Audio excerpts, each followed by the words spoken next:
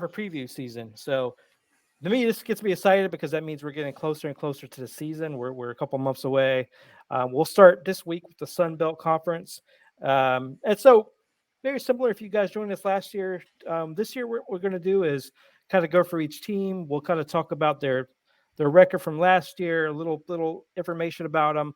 And then we'll go round robin here with Jordan Jess, and they'll tell us if they're going to have a higher or lower record than last year. And then we'll kind of go over who we think should win the conference and some players to watch in the conference as well. So, all right. Well, first up, let's do a little recap from last year, in case you missed the Sun Belt Conference. After 4 division titles and a 2021 Sunbelt title, Louisiana, after Billy Napier left, endured a reset season of sorts, going 0-4 in one-score finishes, losing to rival Louisiana Monroe for the first time in 5 years, and finishing 6-7. That opened the door, and Troy and South Alabama kind of stormed through that. First year, Troy head coach John Summerall, inherited experience with a hungry team that really came in and played pretty well. They surged up to 7th in defensive numbers, 16th in special teams numbers. Their offense was inconsistent, but a 10-6 win over South Alabama made a difference in the two-way division title. South Alabama again finished 10-3. Did a little worse on defense, but did pretty better in offense and special teams as well. Southern Miss surged from 3 to 7 wins. Texas State remained a stagnant 4-8, replaced Jake Spavital with G.J. Kinn. And then 2 second-year veterans, Butch Jones at Arkansas State and Terry Bowden at ULM, struggled to get any better in their second season. If we can move on to the East, this is all about Coastal Carolina. Coastal Carolina started off the season pretty hot. They've been playing really well the last few years. But really, their season basically ended on November 12th. That's when Grayson McCall, their quarterback, suffered an injury. They ended up winning the game he was injured in over Southern Miss. They improved to 91, and they were able to clinch the championship game. But then the last game of the season, they played James Madison, who is still ineligible this year as well for the division title in his first season. And Coastal lost that game by 40 to James Madison. So interesting there. Then they went on to play Troy in the Sun Belt Championship game, losing by 19. So that's kind of your story of the East and West. Interesting this year. There's going to be some returning players, some new coaches. So let's dive into it. Start with the East Division first. So we'll start with Appalachian State. So last year, Appalachian State went 6-6 overall, 3-5 in conference. They had somewhat of a disappointing 2022 season. They're really looking to bounce back from that under head coach Sean Clark. They did show some promise early on in the season, but a late season slump kind of prevented them from reaching their full potential. They did lose quarterback Chase Bryce, the former Duke and Clemson quarterback, and they lost some key offensive linemen as well. So we'll kick it off to you guys. Do you think they're going to be better or worse than 6-6 by looking at their schedule? I think they're going to be a tad worse. I think that, with the departure of some key pieces, that I think they're just going to take a step back early. And, it might be a little bit of an inverse where they slump in the beginning, then pick it up, as newer players get adjusted. They've got a really kind of interesting start to the schedule. I mean, at North Carolina is going to be interesting. I think we're all curious to see how well Drake May does. He's lost some pieces around him, but how will that North Carolina team be? I'm biased. ECU coming to town, that might be an L. Just saying. And then they get Coastal Carolina. They don't play James Madison. I think another team that a lot of us are going to be high on in the Sun Belt until later.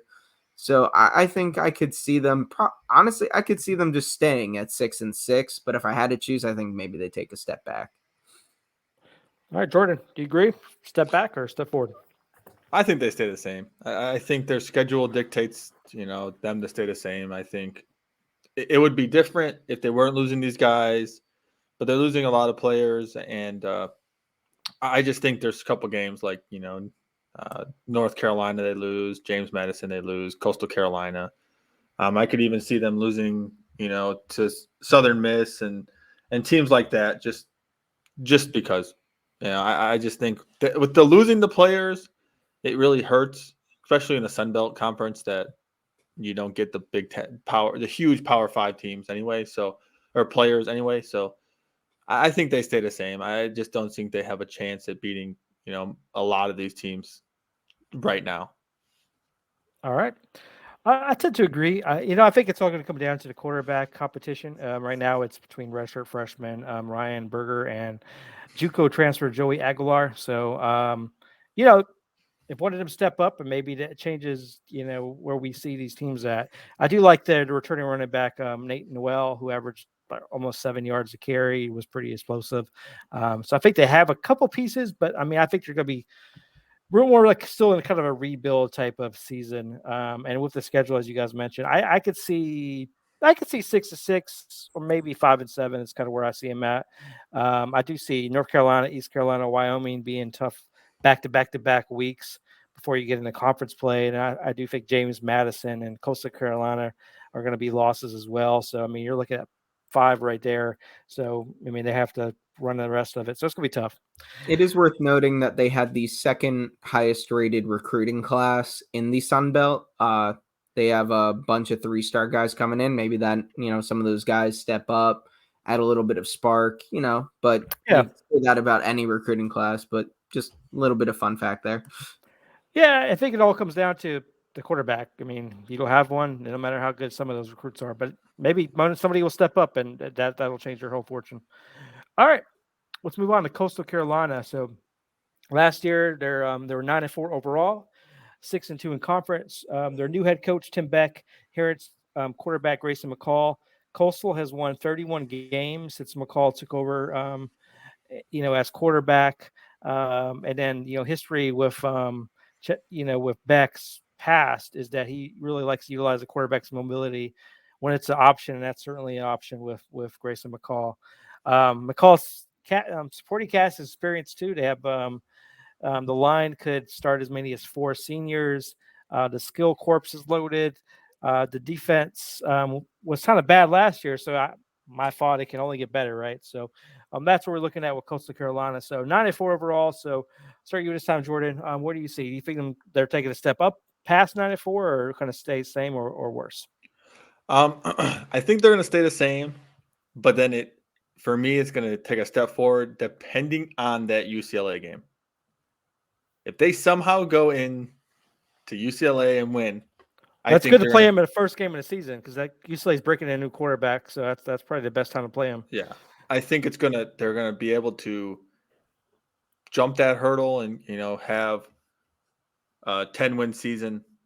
But I think the biggest thing is they have a 3-game away stretch that's kind of gonna hurt them a little bit. But I definitely see them either staying the same at 9-4 or getting maybe 2 more wins, depending on that UCLA game.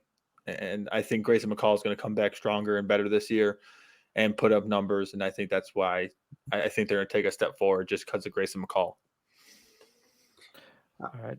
What do you say, Justin? Yep, I agree. I think if McCall bounces back from this injury and, they're able to kind of even if you just count that UCLA game as an automatic loss, it's that 3-game stretch there.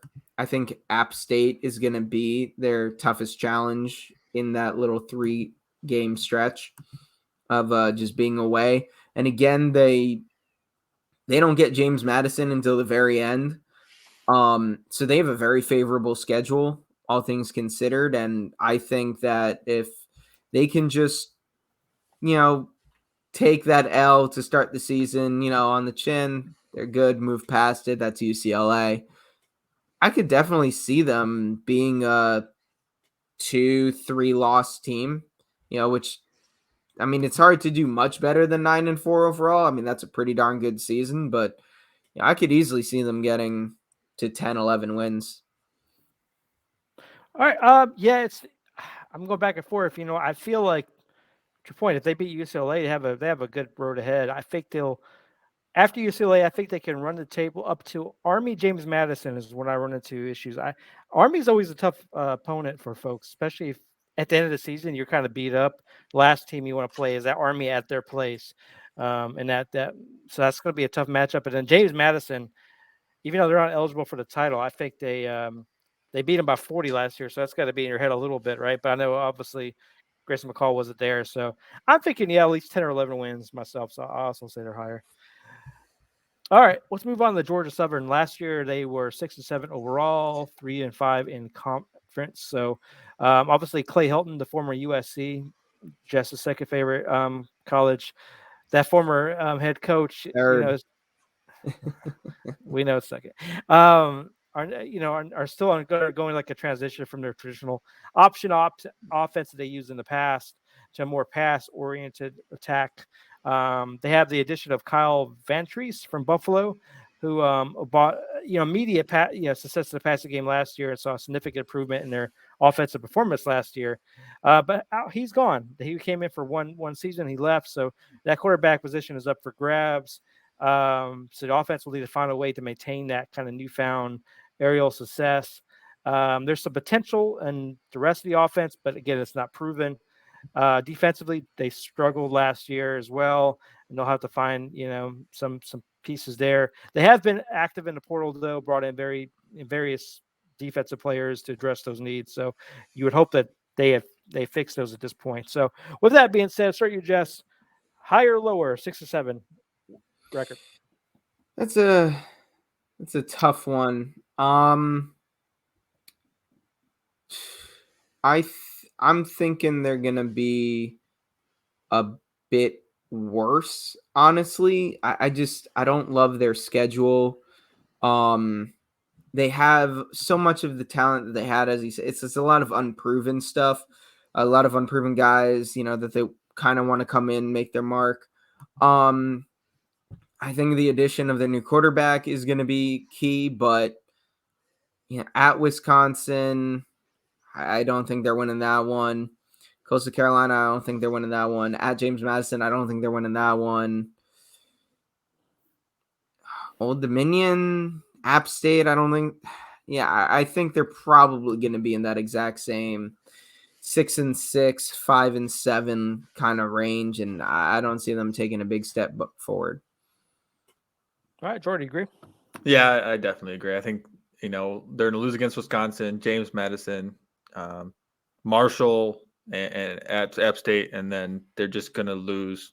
I just don't think they're bringing in enough to outweigh the losing of players, and so I just don't see them growing. I think they're going to stay the same. I think their schedule plays to that staying 6-7.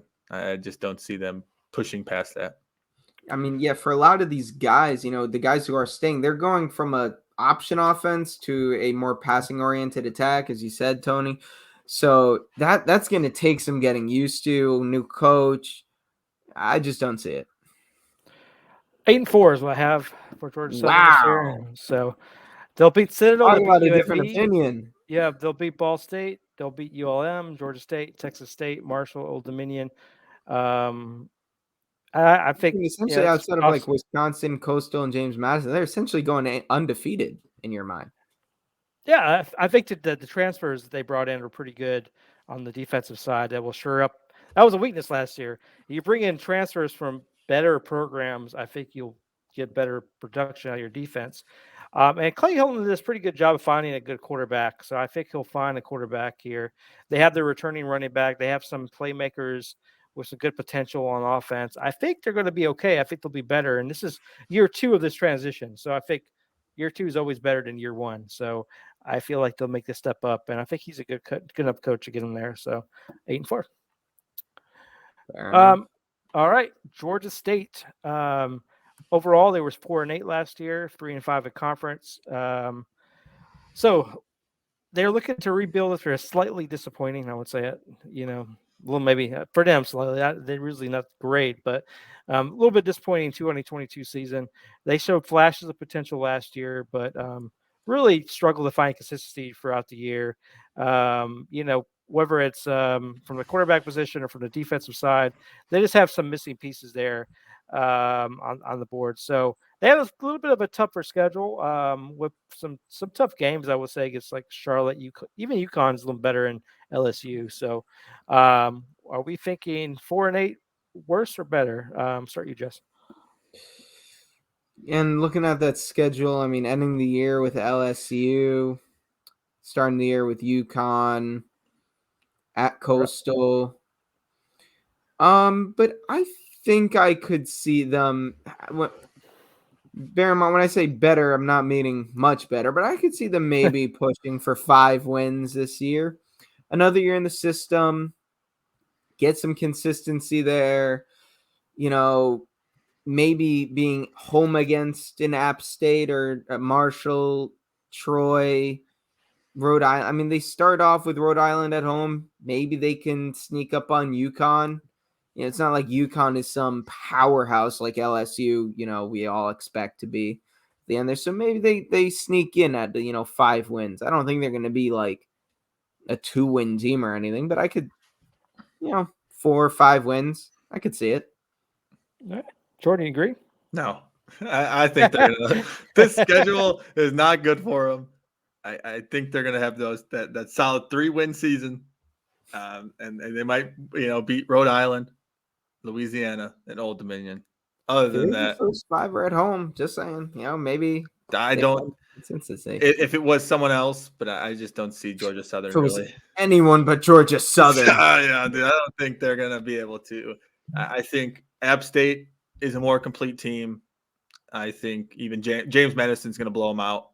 I think James Madison. Probably. If James Madison was eligible to win, I think we'll talk about it later. But I don't think they beat Troy. I don't think they beat Marshall, even at home. I think that they're better teams, and they're consistently better teams than Georgia State. All right. Sorry, Georgia State. Next up, James Madison, as we mentioned, are ineligible for a bowl game again. This obviously they transitioned from the to the FBS level from FCS level, and they still have that stupid rule where you have to wait 2 years before you're bowl eligible after that transition, just to stop folks from trying to quickly move up. So last year they were 8-3, 6-2 in conference. I would say they made a pretty impressive transition to the FBS level in their first season. They were a good FCS team. They always give everybody a hard time when they were FCS team. They played everybody, so I don't think it's surprising here. They really showcase a balance and potent offense and a pretty decent defense. We talked about some of their wins last year already, but what are we thinking? Higher or lower to 8-3 going into the season based on their schedule? Start with you, Jess. I think better. I mean, again, they're 2 games that I truly think are gonna be very telling for them are at Virginia in week 2, and then all the way down to November on 11/11, they host UConn. And neither team, some powerhouse. I already said this about UConn. I think they finished 6-7 last year. Virginia finished worse than that at 3-7. So are they truly, going to emerge as, Sunbelt true contender, top dog here? I mean, they already showed last year they could hang. So I think, and here's the thing, I think they could beat Virginia. I think they could beat UConn.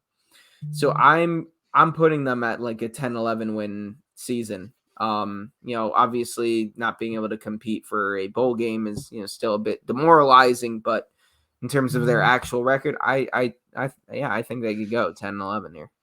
Yeah. All right, Jordan. Undefeated, baby. Wow. Yeah. I like James Madison. I think the 2 conference losses. Carolina, I think. I think so. I think the end of season they lose to Coastal Carolina. Maybe, but I could see them if these games are easy for them. I think they really showed that this transition up to the FBS was nothing, and I think they should have been in the FBS the whole time. And I think I'm pretty sure didn't they start the season 5-0 last year? So. Yeah, something like that. Yeah, 5 or 6. I think they're going to continue that, and I think they're going to ride it, and I think they're going to be dominant again this year. And yes, there was no Grayson McCollum on Coastal Carolina last year, and they beat them by 40, but I think it's going to be a closer game than last year, but I think James Madison's going to pull out. Yeah, I think undefeated. I think that just because James Madison came in last year dominant, and I think they're just going to continue their dominance. They are projected to be the best team in the Sunbelt with an over-under at or average win total of 8.6. Coastal Carolina is second at 8, according to some of ESPN's advanced analytics. ESPN. I think they'll win 10 or 11 games too. So I think the only game, I think Virginia and UConn are not in a great spot right now, and I think James Madison could beat both of those. But they could just lose one of those two and then lose to Coastal Carolina. So I still think they get like 10 wins. So that's my bet for them as well. All right, we're going to speed this up a little bit, guys. As we are talking a lot on these teams. Marshall, overall 9-4 record, 6-2 in conference. They had a really strong finish to the 2022 season, winning their last 5 games, showing improved offense. They beat Notre Dame last year. We won't talk about that, but It didn't happen. It did happen. All right, Jordan. Better or worse? 9-4. I think worse. Just looking at the schedule. I mean, they're at Virginia Tech, but just look at that.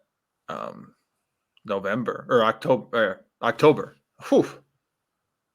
I mean, NC State, the Georgia State, but then James Madison at Coastal Carolina, at App State. That's all in a span of 4 weeks, 5 weeks. I mean, I don't think, and even Georgia Southern at Georgia Southern, I think they don't compete. I think it's not compete, but I think it's just going to be tough on them, and I think they're going to drop 3 or 4 of those games. So lower, I think 7 wins this year, 6 at the least. But I think they just digress a little bit just because their schedule is tough.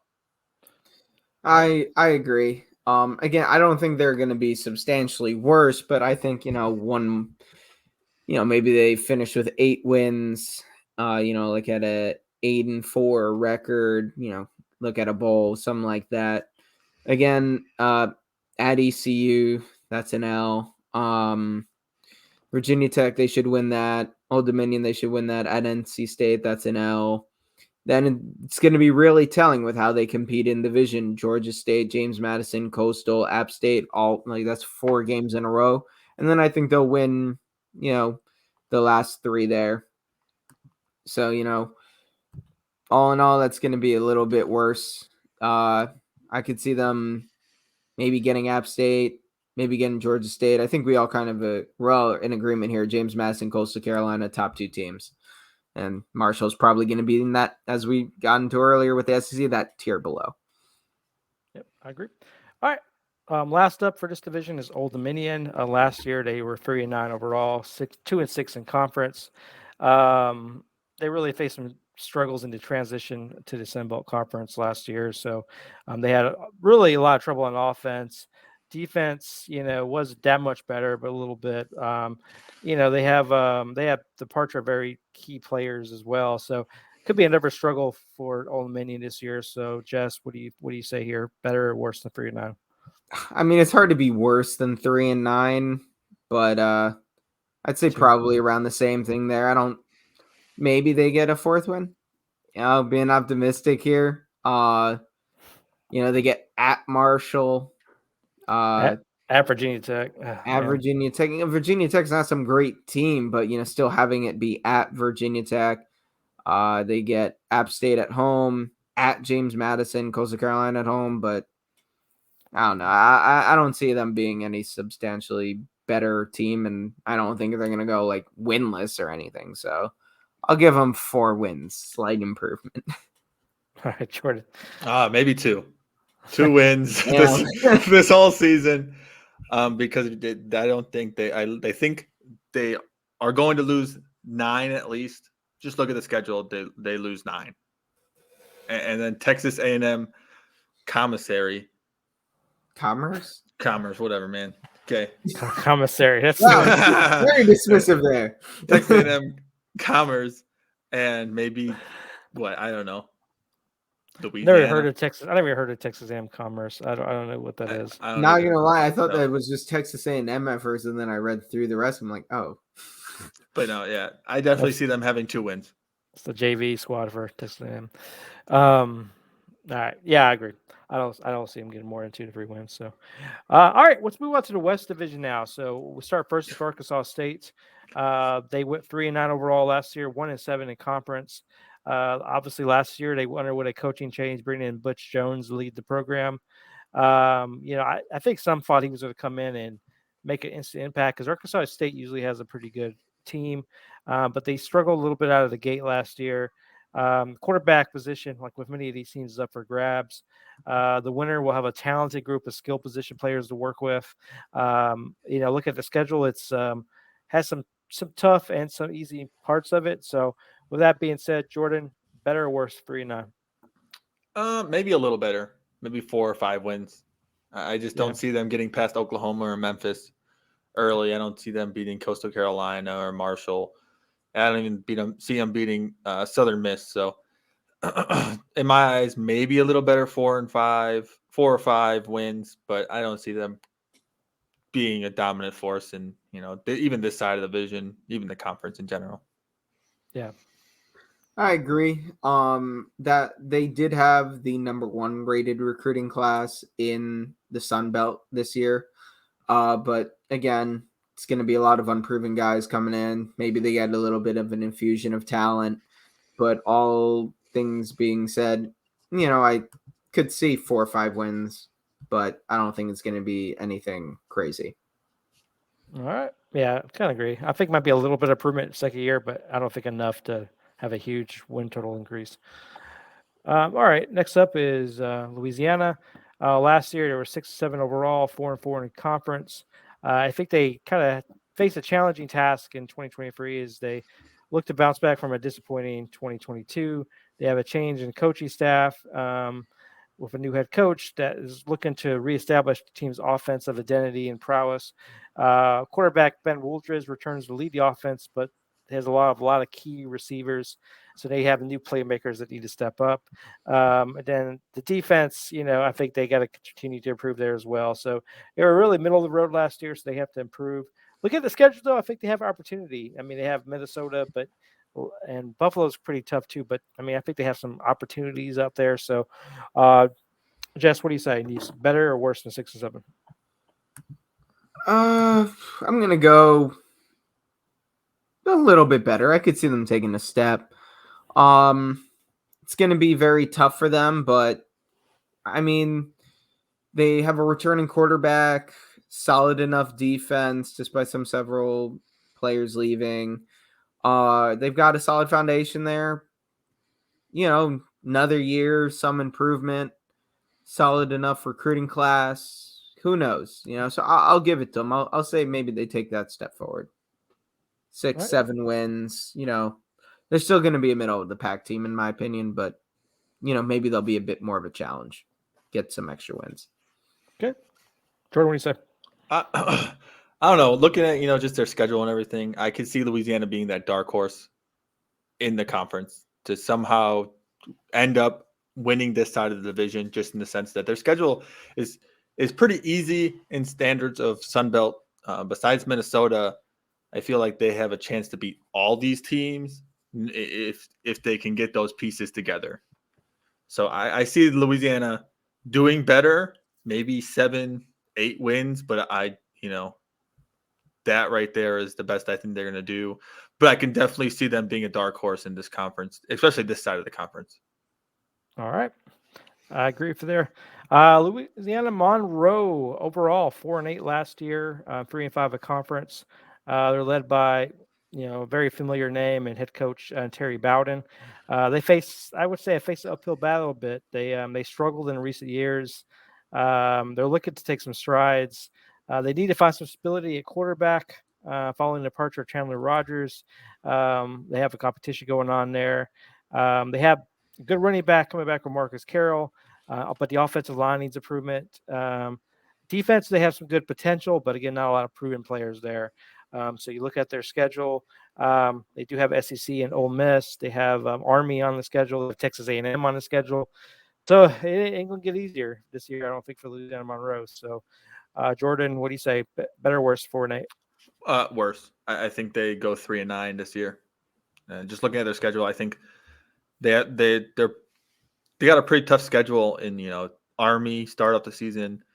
Then they play Texas A&M later, App State, even Southern Alabama, Georgia Southern they lose, Troy, Ole Miss, even Louisiana I think they lose. I think they're just going to have a really bad season just going off their schedule. I just don't know if they can step up from what they did last year. All right, just what you say. I agree. That schedule, as for a Sunbelt, it's not looking pretty for them. No. Yeah, I don't think they're gonna improve at all. Record wise. Sorry, guys. We hope the best for you, though. All right, moving on to South Alabama, who again we talked about earlier, had a pretty good season last year. Overall, 10-3, 7-1 in conference. Obviously they made really good strides on the defensive end. The team's defense improved and really had a well-rounded, aggressive defense there. Quarterback Carter Bradley returns alongside LaDamian Webb. So I think the offense has a chance to be even better this year. They do have to address some losses in their receiving corps and offensive line. But look at the schedule. I don't think it's anything too crazy. They do have Oklahoma State. But Oklahoma State's kind of in a rebuild this year, so this will be the year to get them. Obviously, have Tulane as well. It's going to be a challenge, but the rest seems to be a little bit manageable. So, Jess, with that being said, 10-3, better or worse? I think they're going to be worse, but that says more about just how well they did last year. I mean, even though Oklahoma State's in a rebuilding phase, I think Oklahoma State is going to win that game. And it certainly doesn't help that they are at Tulane, at Oklahoma State, at James Madison. So outside of that, I don't think they're going undefeated. So just purely off record, I think they're taking a step back. All right, Jordan, agree? No, I think they stay the same. I think those 3 games are the 3 games that are going to be the toughest for them. Maybe Central Michigan even, but those are the 3 games that are going to be the toughest. If they lose all 3 of those games, they still get they win every other one. If they somehow win against one of those 3 teams, then they have a better season. But I think they stay the same. I think those are the 3 games that we look at and can kind of say that they lose. But other than that, I don't think they lose any other game. All right. Let's move on to Silver Miss. Overall, last year they were 7-6, and in conference they were 4-4. They really have had struggles the last few years, particularly at the quarterback position. So with a revolving door, various quarterbacks, that consistency has been elusive. So head coach Will Hall has brought in a few transfers complete for the job. The bright spot, though, here is that running back Frank Gore Jr., that's right, the son of Frank Gore, returns with their impressive 2022 season. I'm surprised he didn't transfer, honestly. And it's no offense to Silver Miss, obviously. The defense showed improvements last season, particularly gets to run, but they do have some gaps to fill with some key players leaving. But that schedule, not easy. They play Florida State at Tulane back-to-back weeks. That's going to be a tough stretch for them there. And then they have Mississippi State later in the season. So, Jordan, what do you say? Better or worse, 7-6? I think they stay the same. I don't think they get worse, but I also don't think they get better. And going off your point, Tony, why didn't he transfer? I think, if you just look at his dad's ethics, I don't think his dad would want him to transfer. And I think they have money, so it's not like he needs NIL to transfer too, right? So, but if you just look at his dad in the NFL, I think he's going to want to follow in his footsteps and be a dependable guy. Year. No, I think he's going to go to the NFL. Oh, he's going to go somewhere to get a high profile for the NFL next year. Alabama. Calling it here. Oh God, I hope not. I hope not Alabama. Where does dad play in Miami, right? Am I crazy thinking that? Yeah, he was at Miami. He'll be in Miami next year. They have the NIL there too if he wants to make some money. All right. Let's go to Texas State. Overall 4-8 last year. The conference record was 2-6. They're under the new leadership of GJ King. It's hard to say that name. GJ King. Mm-hmm. Texas State aims to kind of transform their offense with FCS transplant. Obviously, the quarterback position is up for grabs. Defensive side, they have to replace a lot of key players. I think it's going to be a tough season for Texas State. Look at their schedule. They do have Baylor. They have Nevada, which it could be a tougher team. Rest of it's decent. What do you guys say here? We'll start you, Jess. What do you say? Texas State, 4-8, better or worse? I think they're going to stay around the same, but if I had to say, I think they might take a little bit of a step back. It's always challenging to, get used to a new offense. I like that the offensive line and receiving core have gotten upgraded, but overall, I think they're going to be a 3-4 win team this year. Jordan, agree? Yeah, I think the same thing. All right. Let's move on to Troy here to wrap this up. They had a really good season last year, 12-2 overall, 7-1 in conference. They look to build on their success with head coach Chip Lindsey. They really kind of showcased a balanced offense, a really aggressive and united defense last season. They returned their quarterback Gunnar Watson and running back Kamani Vidal. I think their offense will still be good. They will need to fill in some positions on the offensive line, but I think they'll be good there. But the defense will be missing some key players, so the defense may take a step back. So looking at 12-2, what do you say, Jordan? Better or worse this year? I think worse. I think they're not going to be able to keep up that 12-2, especially, I think they lose that at Kansas State. I think they lose to James Madison. I think they lose that being at Army. I think that's just going to be a tough game in general. And I think they lose probably a couple more than I think they have a 4-loss year. Just because I don't think, especially for Troy, I don't think 12-2 is a good team. And I think it's just going to be hard to keep up with that, especially with the schedule.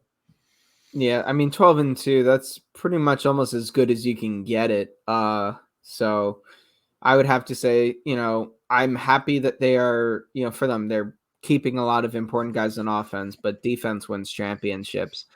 Well, at least that used to be how it is. All the rules now favor offense, so who knows? But just on principle, you're at 12-2. You're missing. You lose some key pieces on one side of the ball. It's going to be hard to keep that up. At Kansas State, L. At Army, probably L. I think we're all pretty high here at James. On James Madison. However, they do get that game at home. So, if they can beat James Madison, then I could see them pretty much having the exact same record, but I don't think they're going to. So I think they take a step back record-wise anyways. Yeah, I don't see them winning the conference this year. I think they got lucky with Coastal Carolina having Grayson McCall out last year, which won't happen this year. And to your point, I think they lose Kansas State, James Madison, Army.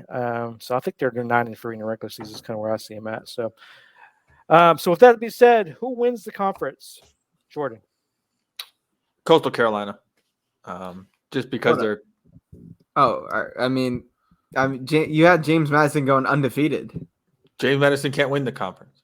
Based off of record, we're talking about winning the conference. We'll adhere to the technicality. All right. No, we're adhering to the realness of who gets the conference championship title.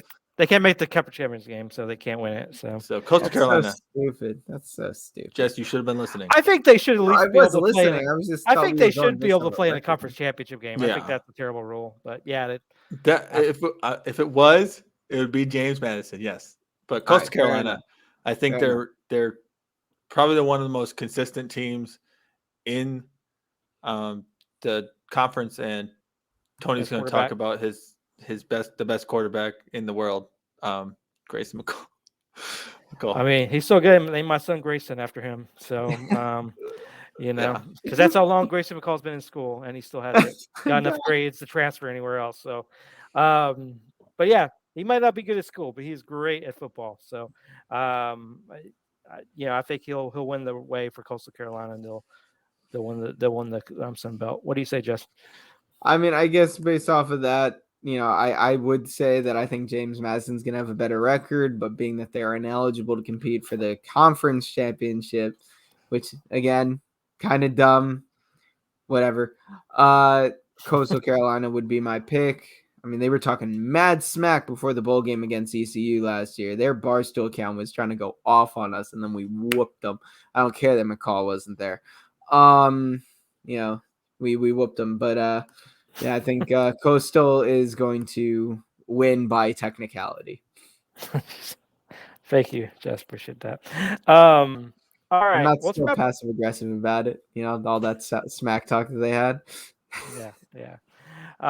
Let's wrap this up with the players to watch in the conference. Let's go through and hit one or two per.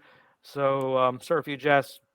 What's one or two players that have caught your eye that you feel like could make impact this season from the conference? I mean, other than Grayson McCall, who I'll leave for you, Tony. There's the linebacker Jason Henderson out of Old Dominion, who led the nation with over 160 tackles. I think only it was one, maybe two guys even reached the 140 mark, and he finished sixth in the country in run stops with 24. So he's someone, give a little love to the defense there, but he's my player to watch. If you can be a one-man wrecking crew on defense, essentially shut down a run scheme by yourself, that is impressive. All right. Jordan, who's sticking out to you, sir? Oh, we talked about it already. I just can't. Frank Clark Jr., I think he's such a... Frank Gore Jr. Frank Gore, not Clark. Frank Gore. Sorry. That's a whole other player. We'll talk about him later. Gore Jr. Talk about his son later. He just is electric. Just look at his stats. He could top almost 5,000 career yards from scrimmage by the end of this year. He just if you watch his film, he's different. I don't know how he's not at a big Power 5 school like Alabama or Georgia, but that's going to be my player to watch. If you just watch highlights of him or just watch games of him, you'll see why I'm talking about him. All right. So I'll talk about Grayson in just a second. I will want this mention somebody else that kind of stood out to me for Troy, and that's cornerback. Rebby Stewart. I think he kind of just stands out in this conference. There's a lot of good corners in this conference, but he kind of stands out to me. He picked off, I think, 3 or 4 interceptions last year, broke up 10 more, had a tiny QBR of 10.1 against him. And it's going to be difficult to pass against Troy with him as one of the defenders. Again, I hate to keep bringing transfers up, but I think he can definitely should have been someone that could have transferred if he wanted to, but someone that could transfer down the road if he's looking to upgrade his image next year for the bigger school. But I'm all the Sunbelt players leave, Tony. I'm just saying, I'm trying to help their NFL stock. That's all I'm trying to do. Okay. I'll wrap this up with, I think it's going to be the best player in the league. That's Grayson McCall. Obviously, he flirted with the transfer. I joked about it earlier, but he couldn't get into some of the schools like Florida and Auburn that were trying to get him. But he's been in school forever. It feels like 6 or 7 years. So he has the experience. He's already thrown for over 8,000 yards, 78 touchdowns, only 8 interceptions. That's crazy. So his final tally, man, it's going to be like way over 10,000 yards, probably over 100 touchdowns. Barely 10 picks. 10 picks. So it's going to be this. Yeah, he'll definitely be. I think he should be a Heisman finalist. I don't think he'll win, but he'll definitely be behind. He should be able to go to New York just from a career achievement perspective. And then beat ECU. They're going to play again, and he's going to destroy them. Nope. Oh, yeah. I think he's throwing at least 6 or 7 touchdowns against ECU. Yeah, 500 yards. And that's just the first half. So. Yeah. Oh, okay. He's going to sit out. Okay. And then he'll sit, and his backup can do whatever he needs to do, It didn't work out too well for him this time. Just saying, the backup, if you're so insistent. Oh, Lord. McCall's going to throw 4 interceptions and 0 touchdowns if they play ECU. I doubt it. But he's going to throw half of his career interceptions against the dominant ECU defense. Yeah, and that's going to be tough. All right. There's something. Okay. So, thank you guys for joining us for the Sunbelt. We'll be doing conference previews each week leading up to the, towards the beginning of the season.